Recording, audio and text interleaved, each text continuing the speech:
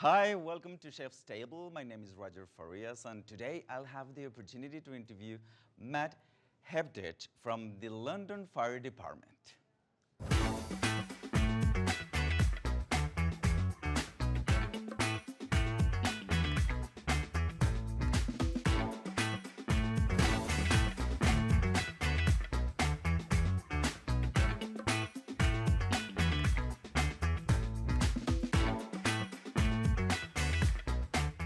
Hi everyone, today I'll have the opportunity to interview Matt Hepditch. He's the Deputy Fire Chief at the London Fire Department. Thank you so much for having us. My pleasure to be here, Roger. Thank you. Thank you so much for your time. And today we'll have a conversation through the food and about your life, yourself, and your position and everything. Fantastic. I'm looking forward to it.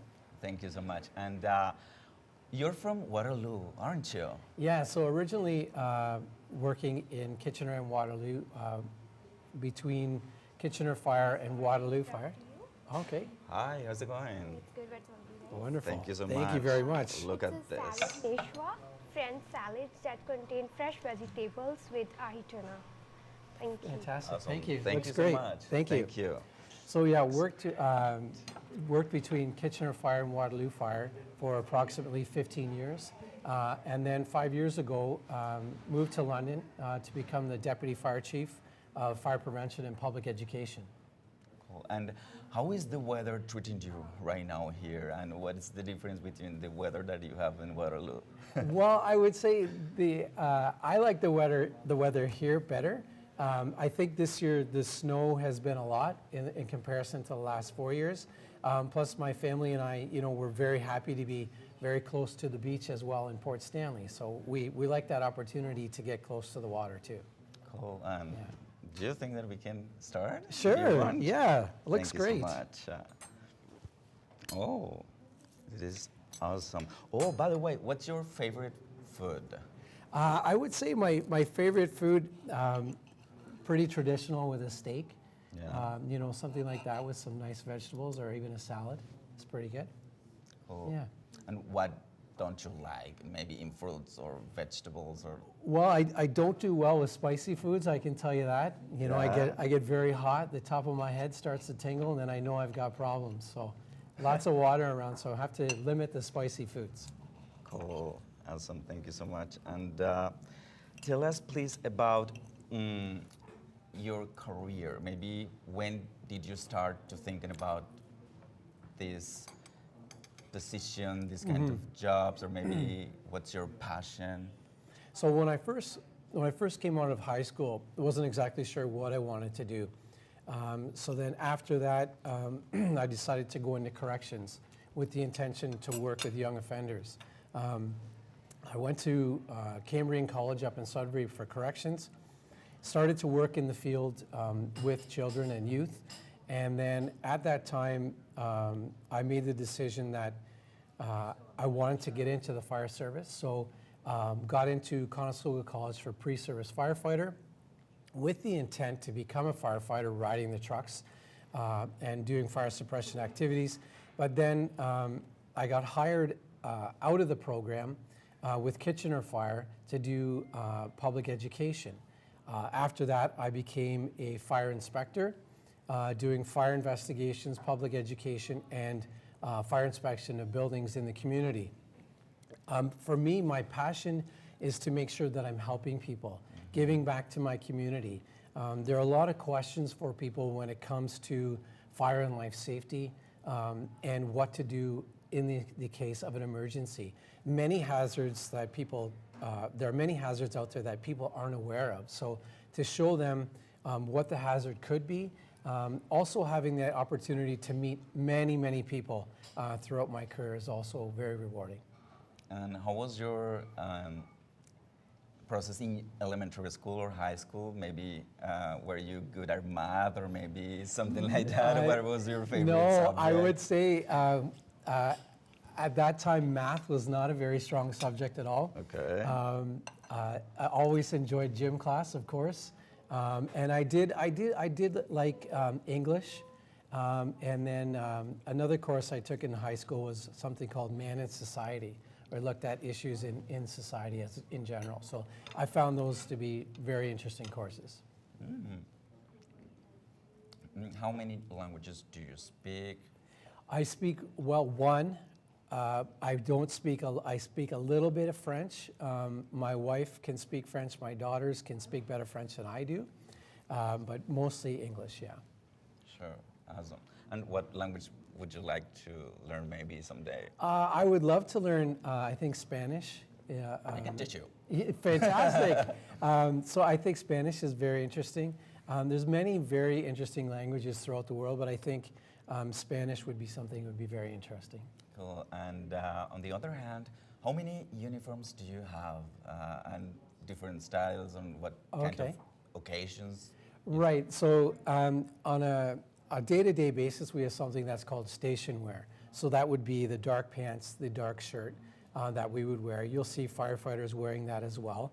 But then for if we have special occasions like this interview today, we would wear a white shirt with a tunic or a jacket. So we have the opportunity to wear that.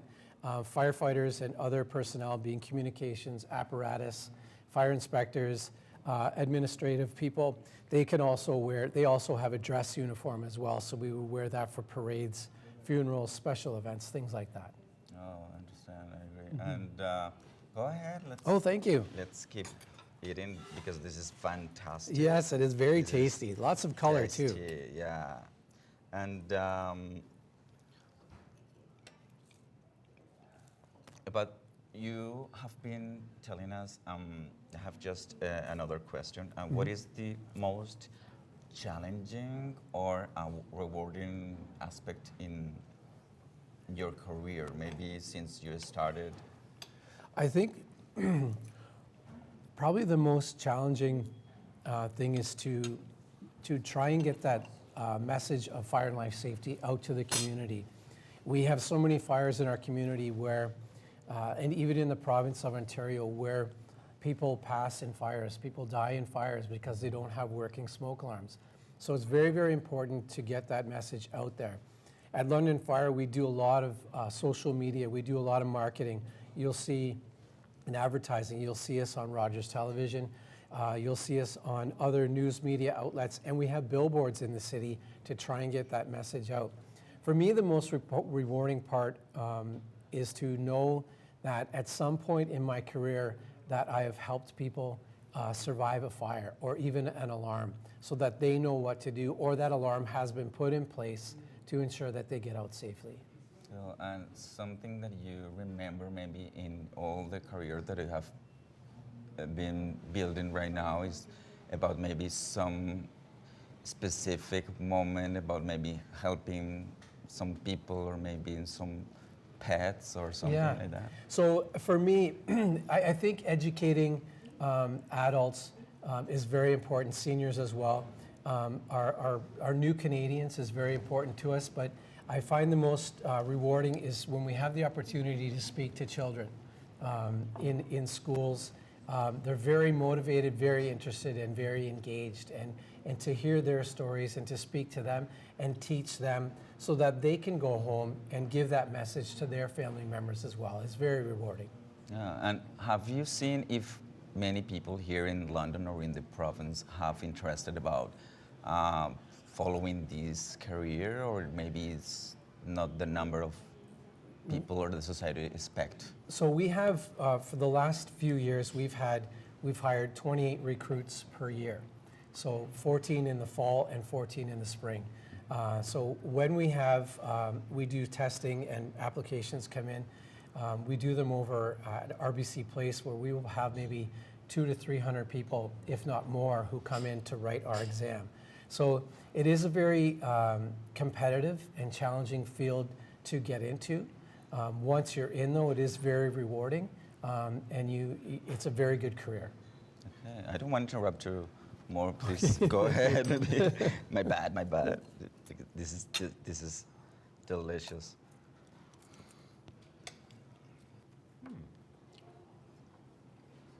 You said to me that you wanted to speak Spanish. Do you know how to say this in Spanish? or Is something that here. potato? I could say hola. Hola is hello. Yeah. This is Okay. Thank you very much. thanks a lot. That was fantastic. Thank you.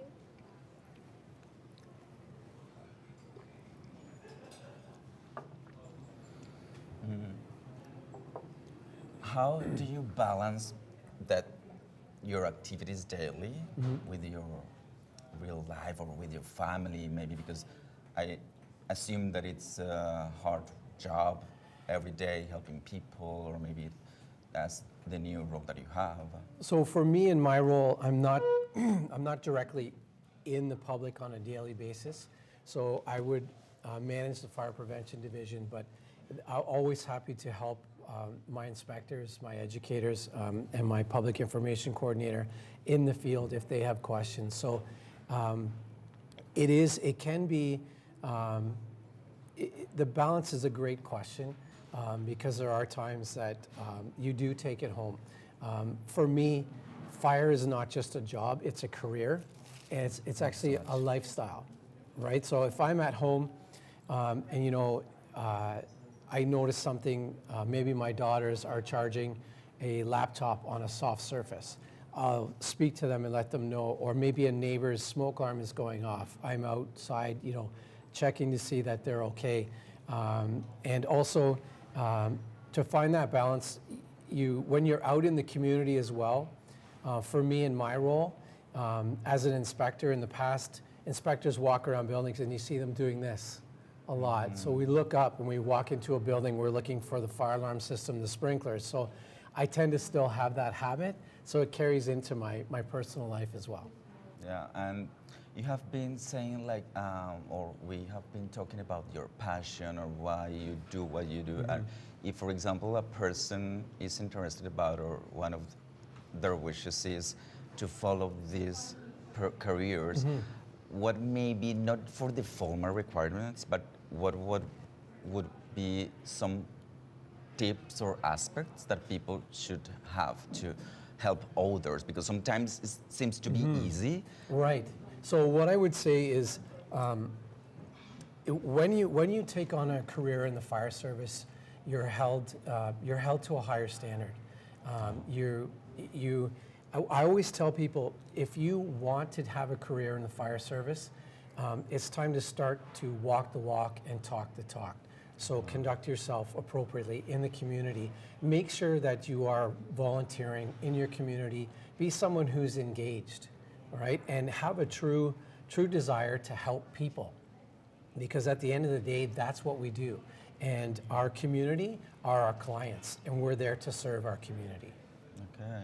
And let's go deep more in personal aspects, for example, and then we're going to get back from maybe your profession. And what kind of cartoons did you see when you were a kid or something like Well, I was the Saturday morning kid who got up, poured a big bowl of cereal, sat in the living room, probably listened or watched. Oh, wonderful. It's a Shiba cake with raspberry, coulis, and Great, thank you. Thank you so Chantilly. much. Thanks So- so much. Going back, I didn't mention that I do love chocolate as well. Oh, of course. So it looks fantastic. Thank you. Thank you so much. So yeah, Saturday morning cartoons, you know, Bugs Bunny, Merry Melodies, things like that. And Yeah. I think G.I. Joe was a good one. Maybe Thundercats. Can you explain to me that? I don't know. G.I. about that. Joe? Yeah. And that was more of like a military cartoon. They would go on different adventures and Okay. things like that. And then Thundercats were these lions or different types of cats that were like looked like people, but they were from space and did all kinds of stuff. So it was fun at the time. Okay. And did you like maybe Mario Karts or something like that, or were you playing with a kid Oh when yes, you were yeah. a teen? Many times with my brothers, we started with Atari to Sega, and then into PlayStation. So yeah, lots of stuff like that. Yeah. Okay, thank you so much. Thank you. We'll be right back after this break with this interesting conversation.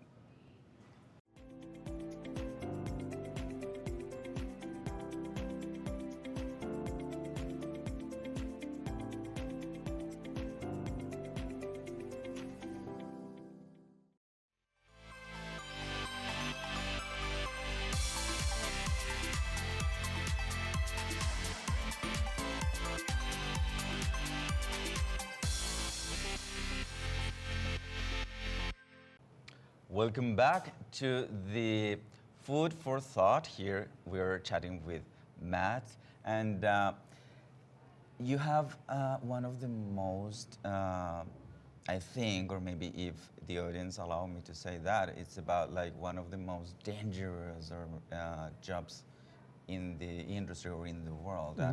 How can you, or what have been your experience like since you decided to be a firefighter until now, or like to helping people like weekly? So one of the more challenging experiences in Yes. doing that, for me, I think when a firefighter is, when we take on the career, we know what we're getting into, and your interest is, again, it's very, very focused on people and taking care of people and serving the community. But what I will say for me, in my career through fire investigations, you can get into some pretty interesting situations as well. For the fire is out, and then my role previously would be to go in and determine the origin and cause of a fire. So you're in a burnt out home. You have to make sure it's structurally safe. You have to make sure you have the proper personal protective equipment on in there as well. Firefighters do as well. We make sure they're protected through their gear too. Okay, and what kind of tips or recommendations could you give us to the society to be safe at home? For example, we have here, we are in the winter season. We're like the spring is approaching, and there's a difference between all the 4 seasons that we have, or maybe what kind of tips or recommendations could you give us? Absolutely. So right now, well, previously, within the last month, we've had a lot of snow. So you always want to make sure that the vents coming out of your home are clear of snow, so that you don't have the vents becoming blocked, or that you may have carbon monoxide in your home. If the vents can't get the air out, that can cause carbon monoxide to be into your home. Very, very important, no matter where you live, to ensure that you have a working smoke alarm and a working carbon monoxide alarm. Also, something that's very important is to ensure that you know the sounds. Know what your smoke alarm sounds like, and know what your carbon monoxide alarm sounds like. Okay, so a smoke alarm can be very fast beeps, several beeps, and keep going. But a carbon monoxide alarm will be 4 quick beeps. So it's important to know what to do when your smoke alarm is activated and when your carbon monoxide alarm is activated as well. And that's essentially their early warning for you, and it's time to get out, it's time to go. Okay. Something that you can add about maybe some preventions that maybe in other regions or maybe in Ontario or other provinces that people can have, because maybe including me, sometimes we don't know what to do in an unexpected situation, or maybe when we have living in a building, or maybe weekly we have like alarms every week, or we have, oh, what do we have to do, or something like that. So that's a great question. In every building, so how many, do you live in a high-rise building? Yes. How many floors are in that building? 10. 10. So that would be considered a high-rise building. I live in the 7th. Okay. So you have to make sure that you know the emergency procedures that are in your building. So on every floor level, your emergency procedures should be posted. Okay, so that would be something that you would review and read so that you know what to do. If you're not sure of what to do, you can speak to the property manager, the superintendent, or even the building owner to make sure that you are aware of what to do in case of a fire. And in the case of your building, you're required to have a fire safety plan.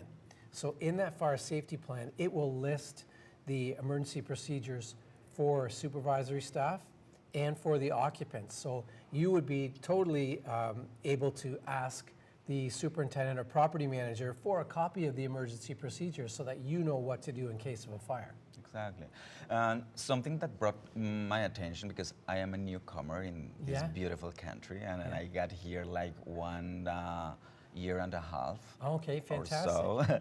And I am from Colombia, and one of the things that I was thinking about and hearing other people is because here in London there are some trucks like every day, or maybe Right. a couple of them, maybe here in downtown, or maybe Yes. in other Yeah. locations. And maybe people think that if, for example, a little bit, or maybe the smoke or something that catch maybe alarm is just maybe when the trucks arrive, and sometimes I'll say, like, oh my gosh, they are working a lot, or maybe we don't know Yeah. if it's true or not. So what I does will it say is happen? the downtown core is a very busy spot. Okay. It is very busy because we have a whole lot of different types of buildings here with different occupancies, what we'll call them. We have assembly, we may have industrial, we may have commercial, we may have residential. So we have a whole bunch of different buildings. We have some tall buildings, and they all have fire alarm systems in them. So if a fire alarm is activated and the building is monitored, the alarm company who is monitoring it will call into fire dispatch. It may go immediately to our communication center and send the trucks. So that's our job, is to respond. Yes, it may not be a fire, but we have to make sure that we respond to ensure that it's not, so that we're there to help out as soon as we can. Okay, and what are the procedures when, for example, in this kind of season, or here in the country, or maybe when we have in the summer season, that your department do exactly when there is a wildfire? Like, what is explain to us, please, because I think that many people don't know about, like, what is the procedure when something like is a huge wildfire, or maybe it's difficult to extinguish it. So the number one priority if you have a fire in your home is to get out. That's number one. I would strongly recommend that you don't try to extinguish that fire. If you do have a portable fire extinguisher in your home and you know how to use it, you could do that, but firefighting is a voluntary act. So, but if it's in your home, you can. But what I would say is that in order to ensure that everyone is safe, if a fire is large in your kitchen, it's a pot on the stove, right? If it's larger than a garbage can, you should be exiting the building, okay? Or your home. Make sure you get out as quickly as you can. You're obviously gonna make sure your family, your pets are with you if you can, but your safety is paramount. When you get outside, that's your opportunity to call 911. You would never call 911 from inside a burning building. You always make sure you call 911 from a safe place. Okay, and I think that sometimes when, for example, around the globe, or not just in Canada, that we have like some wildfires, we think that most of them are because of the climate change, but sometimes it's because some people aren't like awareness about something like Right.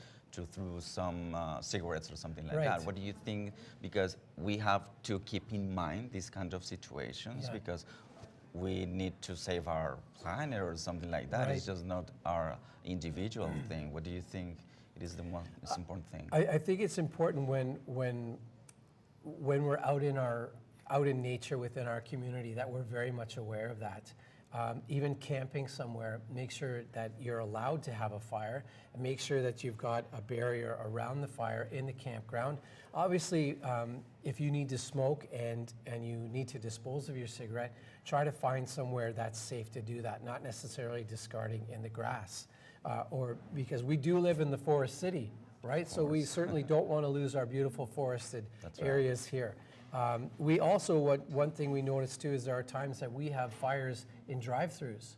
So if someone's going to a drive-through to order a meal or something, oftentimes cigarettes are discarded into the flower beds there, and the mulch can actually catch fire there too. So be very, very careful how we discard things, and just be aware of your surroundings. Okay, thank you so much for that answer, because sometimes like we don't know about all that kinds of things. I think it's about culture, of course. It's a personal thing that we have to keep in mind every day, but of course.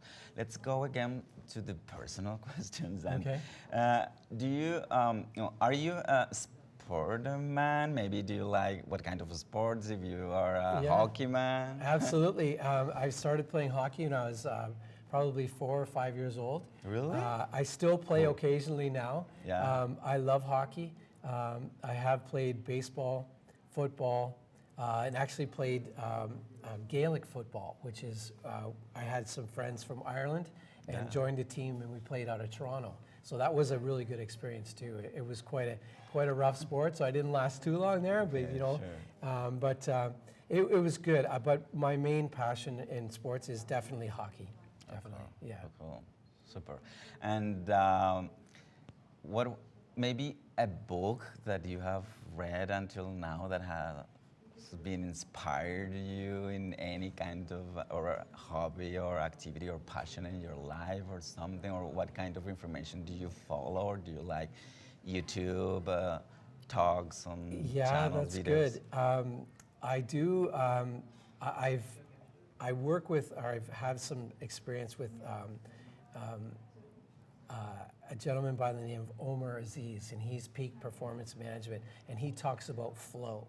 Okay. So being in the state of flow is when you are doing very well, able to speak, kind of like you and I right now. We have a Okay. really good flow, Exactly. and you're able to do that. So flow is one thing. I do like Mel Robbins. She's on the scene recently with the Let Them theory. I like that. I find that helpful. One of the books that I read too was called The $1 Trillion Coach, and he was a football coach who became. Oh, sorry. Thank you for coming at the chef. Thank you. It was Thank you. It wonderful. was Thank you. Awesome. Thank you so much. And he was a football coach who became a performance or executive coach to high executives in the community. Like I think there was with Google or even Amazon, some of those guys. He worked with them. So it was interesting to see his path, and he tried to keep things simple with those guys. So it was a very good book. Cool. I Yeah. love coaching. I think that you human beings are like dealing with a lot of things, like the last decade, or of course after Yeah. the Yeah. pandemic or something like that. I think that it is important to make awareness about a lot of things, about your passions, your Right. talents. Yeah. Job is important, of course, because for example, in your case, you are helping people every day. It's Right. it's amazing, and sometimes maybe the body or the soul or the spirit need more than that. Is that something Yes. like meditation or something like that? Yeah, Do you I practice haven't. any? I haven't got into any meditation. I do. You know, there are times that my wife and I will go to the beach, walk on the beach, or simply just go there and just sit for a couple hours, be close to the water. Doesn't matter what time of the year we like to go to the beach, even in the winter, because it's something new to experience and be by the water and out there in nature. I think is good for us. And we like to do walking too. Yeah. Cool. And do you watch any TV series or movies? Yeah. Yeah, so very much enjoyed Yellowstone and the series that came off of those, being 1923, and there's really good shows. Cool. Yeah. Thank you so much. My pleasure. Matt, thank you for accepting our invitation. It was my pleasure, and I think it was a very good moment you, here Roger. and interesting to help people to be informed. Great. And Thank you very much. thank you so much. And for all of you, this was like food for thought. And my name is Roger Farias, and see you next time.